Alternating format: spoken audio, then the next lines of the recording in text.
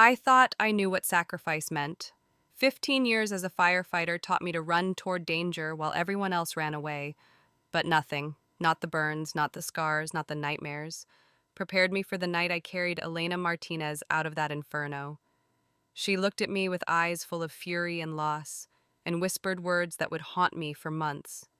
You saved my life but killed my soul. I'm Captain Reese Morgan, and this is the story of how I fell in love with the woman who hated me for saving her. I've pulled hundreds of people from fires. You'd think I'd be numb to it by now. The screaming, the panic, the way people cling to meaningless things while their world burns around them. But Elena Martinez was different from the moment I found her. The call came in at 11:47 p.m. Structure fire at the West Side Art Collective. Possible entrapment. My crew hit the scene in 6 minutes. Flames were already punching through the second-floor windows, angry and aggressive. Someone was screaming inside, raw, desperate, the kind of sound that bypasses your brain and goes straight to your gut. "Morgan, you've got point!" Lieutenant Davies shouted over the roar. I didn't hesitate. 15 years on the job had trained hesitation out of me. My sister Claire's death when I was 17 had done the rest. Every person I save is a chance to rewrite that night, to be fast enough, strong enough, good enough this time. The heat hit me like a physical wall when I breached the door. Smoke thick as oil, visibility near zero. I followed the screaming to the back corner where I found her, a woman in her early 30s, curled around a massive canvas like it was her child, tears cutting tracks through the soot on her face. "Leave it," I commanded, reaching for her. "We have to move now." "5 years!" she screamed back, her accent thick with emotion. Spanish, maybe Puerto Rican. 5 years of work! This exhibition was supposed to change everything. A support beam groaned overhead. We had seconds, maybe less. "Your life is worth more than any painting," I said, but she fought me like a wildcat when I tried to pull her away. The canvas slipped from her grip as I lifted her, and the sound she made, God, it was like I'd ripped out her heart. I carried her out in a fireman's lift, her fists pounding uselessly against my back, sobbing in Spanish. Outside, paramedics swarmed us immediately. I set her down on the ambulance bumper more gently than I'd picked her up, and for the first time got a clear look at her face. Even covered in ash and tears, she was striking. Dark, wild curls matted with sweat, olive skin smudged black, but it was her eyes that stopped me cold. Deep brown, almost black, burning with an intensity that had nothing to do with the fire behind us. "You saved my life," she said, voice raw from smoke and screaming. Her eyes locked onto mine with an accusation that felt like a physical blow. "But you let everything that mattered burn." "I'm Captain Reese Morgan," I offered awkwardly, not knowing what else to say to that kind of pain. "Elena Martinez." She accepted the oxygen mask from the paramedic without breaking eye contact. "And I will never forgive you for this?" Most people thank me. Some cry, a few go into shock. But Elena Martinez was the first person who ever looked at me like I was the villain in her story. I should have walked away, should have chalked it up to trauma and shock. Instead, I stood there watching her watch her life burn, feeling like I'd failed someone important even though I'd done everything right. I couldn't stop thinking about Elena Martinez. 3 weeks after the fire, I still saw her face in every flame, heard her accusation in every crackling ember. It was unprofessional, unhealthy, completely unlike me. "You're distracted," Davies said during a routine inspection. "That's dangerous in our line of work." He was right. I'd been a firefighter for 15 years, a captain for 6. I didn't get distracted. I didn't let civilians under my skin. But something about Elena's grief felt personal, like I'd witnessed the death of something sacred. I found myself driving past the burned-out collective on my days off. The building was a skeleton now, caution tape fluttering in the wind like yellow ghosts. I told myself I was just checking the site, making sure it was secure. I was lying. On a Thursday afternoon, I finally admitted what I was really doing and looked Elena up online. It took less than 5 minutes to find her. Elena Martinez, 32, Puerto Rican-born artist known for vivid, emotional portraits exploring identity and displacement.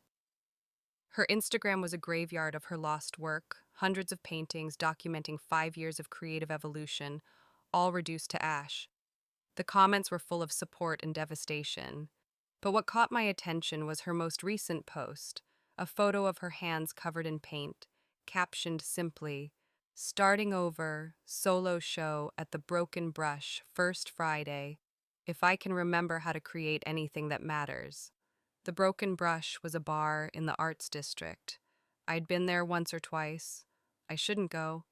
It would be weird, intrusive. She'd made it clear she didn't want to see me again, but something in that caption, the vulnerability beneath the defiance, pulled at me. First Friday came and I found myself standing outside the Broken Brush in civilian clothes, feeling more nervous than I'd felt running into burning buildings. The bar was packed with the art crowd, flowing clothes, intense conversations, everyone holding wine glasses like weapons or shields. Elena's paintings lined the walls. They were smaller than I'd imagined, more intimate, raw. Each one showed fragments of faces, bodies, moments, never complete, always suggesting something just out of reach. They were beautiful and heartbreaking, and I suddenly understood why she'd been willing to die for her art. "You came." I turned to find Elena standing behind me, holding 2 glasses of red wine. She looked different than she had that night, clean, composed, wearing a black dress that hugged her curves, her wild curls tamed into an elegant updo. But her eyes held the same intensity, the same barely contained fire. "I wanted to see your work," I said honestly, "to understand what was lost." She studied me for a long moment, then handed me one of the wine glasses. "These are nothing compared to what burned. Those paintings had 5 years of my life in them. These?" She gestured at the walls with bitter elegance. "These are what I could scrape together in 3 weeks. They're shadows of shadows." "They're extraordinary," I said, and meant it. "Don't." Her voice was sharp. "Don't try to make me feel better about what happened. You did your job, I'm alive. But don't expect me to be grateful when you saved my life and destroyed my future in the same breath." The words should have hurt. Maybe they did. But mostly, I was fascinated by her, by the way she held her pain like a torch, refusing to let it go out. "I don't expect anything," I said quietly.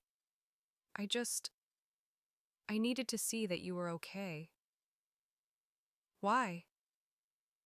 The question was a challenge. "You save people all the time. Why do you care about me?" I didn't have an answer that made sense. So I told her the truth. "Because you're the first person who ever made me question whether saving a life was enough." Elena started coming to Joe's diner where I ate breakfast after night shifts. She never acknowledged it as intentional, always acted surprised to see me, but after the third coincidence, we both stopped pretending. We talked. God, we talked about everything. Her childhood in San Juan, my sister's death, the weight of surviving when someone you love doesn't, the impossible choice between safety and passion, between living and truly being alive. "You carry so much guilt," she said one morning, circling her coffee cup with paint-stained fingers. "I can see it in everything you do. The way you apologize for existing, like you're constantly making up for something." "My sister died in a fire when I was 17, I admitted. I was supposed to be watching her. I tried to get her out, but I wasn't strong enough, wasn't trained, so I became someone who could be." Elena's hand covered mine on the table, warm and solid. "That's not salvation, Reese. That's penance, and you can't save enough people to bring her back." The words should have devastated me. Instead, they felt like absolution from someone who understood the specific weight of survivor's guilt. Our relationship shifted after that.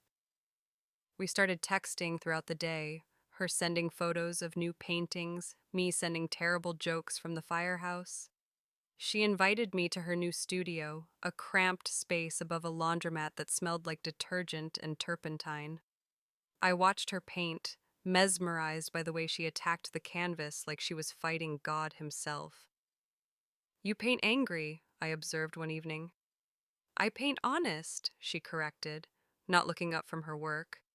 "Anger is just easier for people to understand than grief." I was falling in love with her. The realization hit me like a flashover, sudden, overwhelming, dangerous. I'd dated women before, had relationships that were comfortable and easy, but Elena was neither comfortable nor easy. She was complicated and wounded and brilliant, and I wanted her with an intensity that terrified me. The first time we kissed was an accident. She'd been showing me a new painting, a self-portrait fractured across 3 canvases, and I'd said something about how brave she was to show herself so vulnerably. She'd turned to respond, and suddenly we were too close, breathing the same air, and the tension that had been building for months snapped like a wire pulled too tight. Her lips tasted like red wine and uncertainty. She kissed me back for exactly 3 seconds before pulling away, eyes wide with something between panic and want. "I can't," she whispered. "Reese, I can't do this." "Why not?" "Because you're everything safe in the world and I'm—" She gestured at herself, at the paint-stained chaos of her studio. "I'm a disaster. I'm 32 and starting over from nothing. I don't have health insurance. I can barely afford this studio. I'm not what you need." "What if you're exactly what I need?" I asked, closing the distance between us again. "What if I'm tired of safe?" She looked at me like I was something impossible, something she didn't dare believe in.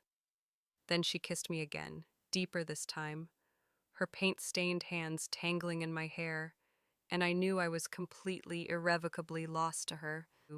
For 2 months, we existed in a bubble of our own making. Elena would show up at the firehouse after my shifts with coffee and bagels. I'd spend my days off in her studio, watching her create while I read or pretended to work on reports. We didn't tell anyone, didn't label what we were, just existed in the space between friendship and something more, afraid that naming it would make it real enough to break. Then everything fell apart on a Tuesday. I was at Elena's apartment when her phone rang. She answered in rapid Spanish, her face going pale as she listened. When she hung up, her hands were shaking. "That was my mother," she said quietly. "My father had a heart attack. He's in the hospital in San Juan. I need to fly out tonight." "I'll take you to the airport," I said immediately. She shook her head. "You don't understand. I have to go back to Puerto Rico, and I don't know when or if I'm coming back." The words hit me like cold water. "What do you mean?" "My parents are getting older. My father's health has been declining. They need me there, and—" She looked around her tiny apartment, at the paintings stacked against every wall. "What do I have here, really? A failed career, debt, a studio I can barely afford." "You have me," I said, hating how desperate I sounded. Elena's eyes filled with tears. "Reese, we've been dancing around this for months, but we've never talked about what we actually are. You have a whole life here, a career, friends, a mortgage. I can't ask you to give that up for something we haven't even named." "Then let's name it," I said urgently. "Let's call it what it is. I'm in love with you, Elena. I have been since the night I pulled you out of that fire and you looked at me like I'd broken your heart." "Don't," she whispered. "Don't make this harder than it already is." "How can I make it harder? You're leaving." "Because if you say that, if you make this real, then leaving becomes impossible and I can't—" Her voice broke. "My father almost died, Reese. My mother is alone. I can't choose my own happiness over their needs. I can't be that selfish." I wanted to argue, to tell her that loving someone wasn't selfish, that we could figure this out. But I'd spent 15 years running into burning buildings, and I knew when a structure was too compromised to save. When do you leave? I asked quietly. Tomorrow morning, 6 a.m. flight. We spent that night together, neither of us sleeping, just holding each other like we could stop time through sheer force of will. In the gray light of dawn, I drove her to the airport in silence. At the departure curb, Elena turned to me with tears streaming down her face. I'm sorry for all of it, for hating you, for kissing you, for making you fall in love with someone who can't stay. I'm not sorry, I said, and I meant it. Not for any of it. She kissed me one last time, hard and desperate and final, then grabbed her bags and walked through the sliding doors without looking back. I sat in my truck in the airport parking lot for an hour, watching planes take off, wondering which one carried her away from me. 6 months. Elena was gone for 6 months, and they were the longest of my life. We texted occasionally, brief updates about her father's recovery, my latest rescue, safe pleasantries that avoided everything that mattered. I threw myself into work, took extra shifts, volunteered for the most dangerous calls. Davies threatened to bench me twice for being reckless. You're going to get yourself killed, he said after I'd run into a collapsing warehouse without backup to save a homeless man's dog. Maybe that's the point, I'd snapped back, immediately regretting it. He'd looked at me with something between pity and frustration. Whatever you're running from, Morgan, it's going to catch you eventually. He was right, but I kept running anyway, because stopping meant feeling everything I'd been avoiding since Elena left. Then, on a rainy Thursday in March, she walked into the firehouse. I was in the equipment bay, reorganizing medical supplies, busy work to keep my hands and mind occupied. I heard footsteps behind me and turned to tell whoever it was that I was busy. Elena stood there, soaking wet, holding a canvas wrapped in brown paper. Your captain said I could find you here, she said, and her voice was exactly as I remembered, warm and rough like aged whiskey. You're back, I managed, my heart hammering against my ribs. My father's stable. My mother has my sisters to help now. And I realized something while I was gone. She stepped closer, water dripping from her hair onto the concrete floor. I thought I needed to choose between duty and desire, between being a good daughter and being happy. But what I really needed was to understand that I deserve both. Elena, I'm not finished. She held up a hand. I came back because I couldn't paint. For 6 months I tried. I'd sit in front of the canvas and nothing would come. Because everything I wanted to create was about you, about us, about this impossible thing that happened when I wasn't looking. About how the woman who saved my life also broke my heart wide open and taught me that maybe that's what love is supposed to do. She unwrapped the canvas, revealing a painting that took my breath away. It showed 2 women in an embrace, their bodies overlapping so you couldn't tell where one ended and the other began, surrounded by flames that looked like flowers, like destruction and creation happening simultaneously. It's us, she said softly, the night you saved me, but also every moment after. I called it everlasting flames because that's what you are to me, Reese, a fire that never goes out no matter how far I run. I crossed the distance between us in 3 strides, pulling her into my arms, kissing her like I'd been drowning for 6 months and she was air. She kissed me back with equal desperation, her wet clothes soaking through my uniform, neither of us caring about anything except this. Finally being together without barriers or boundaries or fear. I love you, I said against her lips. I never stopped. I know, she whispered. I could feel it, even 3,000 miles away. That's how I knew I had to come back. Because love like this, it doesn't just fade because it's inconvenient. It burns forever. We stood there in the equipment bay, holding each other. And for the first time since my sister died, I felt like I'd finally saved someone who could save me back. Elena moved into my house 3 months later. Her paintings fill every wall now, transforming my practical, masculine space into something that feels like both of us, strength and beauty, duty and passion all existing in perfect chaotic harmony. She got a teaching position at the community college and a contract with a gallery in Seattle. I got promoted to battalion chief. We adopted a three-legged rescue dog named Ember, who has absolutely no sense of personal space. On our one-year anniversary, Elena surprised me with a solo exhibition titled Saved. Every painting was inspired by our story: the fire, the aftermath, the separation, the reunion. The centerpiece was the painting she'd brought to the firehouse, and it sold for more than she'd made in her entire career combined. "You gave me my art back," she told me that night, wrapped in my arms in our bed. "You gave me everything back, including parts of myself I thought had burned away." "You saved me, too," I said, kissing her forehead.